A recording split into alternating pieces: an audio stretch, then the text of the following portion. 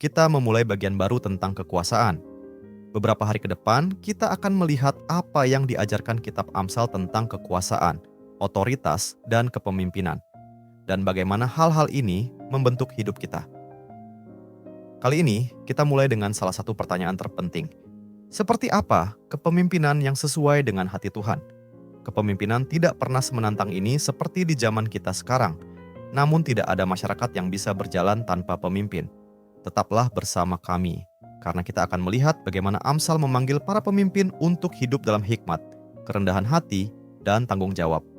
Serta bagaimana kedaulatan Allah memberi kita pengharapan, bahkan ketika para pemimpin gagal.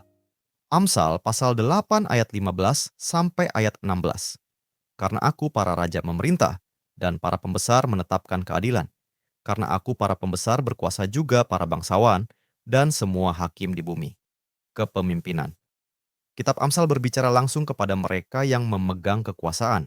Dalam Amsal pasal 8 ayat 25 sampai ayat 31, kita melihat bahwa hikmat hadir sejak penciptaan, ikut membentuk dunia dengan sukacita. Artinya, kepemimpinan yang benar harus selaras dengan rancangan Allah bagi dunia. Ini berarti seorang pemimpin hanya akan efektif ketika ia mengakui hikmat Allah, tidak sombong, tidak diperbudak oleh uang, mengenal dirinya sendiri, mengerti zaman dan musim, serta memahami bagaimana relasi bekerja. Namun, ada kebenaran yang lebih dalam lagi. Semua pemimpin, baik yang bijak maupun yang bodoh, memerintah hanya dengan izin Allah.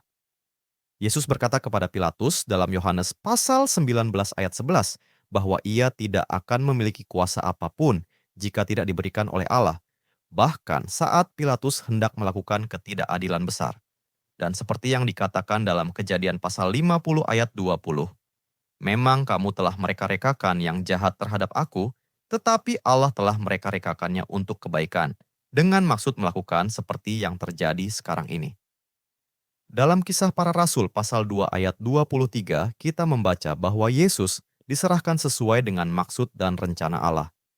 Dan Roma pasal 8 ayat 28 menegaskan, kita tahu sekarang bahwa Allah turut bekerja dalam segala sesuatu untuk mendatangkan kebaikan bagi mereka yang mengasihi Dia, yaitu bagi mereka yang terpanggil sesuai dengan rencana Allah. Bahkan pemimpin yang tidak adil atau tidak bijaksana tetap dipakai Allah untuk menggenapi rencananya, meskipun mereka tidak menyadarinya. Mari kita berhenti bentar dan mikir, bagaimana seharusnya kita sebagai orang Kristen memandang pemimpin yang baik tetapi bukan orang percaya, dan pemimpin yang buruk tetapi mengaku percaya. Mari kita berdoa bersama.